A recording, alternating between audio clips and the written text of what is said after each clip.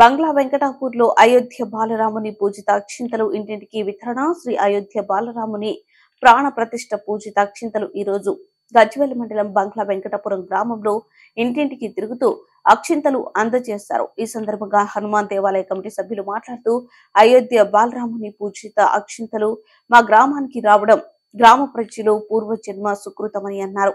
పూజిత అక్షింతలు ఇంటింటికి చేరవేయడంతో గ్రామంలోని పచ్చని పంట పొలాలు గ్రామ ప్రజలందరూ శ్రీరాముని ఆశీస్సులతో వర్ధిల్లాలని వారు కోరారు. ఈ కార్యక్రమంలో హనుమాన్ దేవాలయ కమిటీ సభ్యులు పాల్గొని విజయవంతం సంతోషం వ్యక్తం చేశారు. బాలరాముని అక్షింతలు ఇక్కడ రావడం జరిగింది. అదే విధంగా గ్రామంలో అందరం కలిసి ఇంటింటికి అక్షింతలు వితరణ చేసినాము.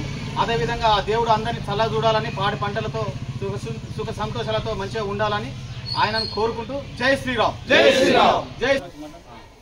ప్రపంచంలోనే చాలా ముఖ్యమైన మతంగా హిందూ మతం బాసిల్లుతున్నది. వేరే మతాలకు కాకుండా ఇది పురాతనమైన మతం కాబట్టి మన ప్రపంచాన్ని ఏలిన వారు హిందూ మతస్థులు.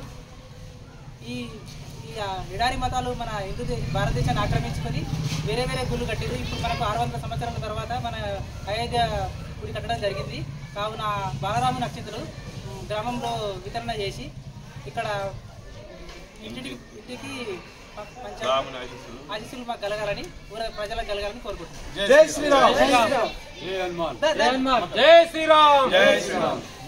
జై శ్రీరామ్.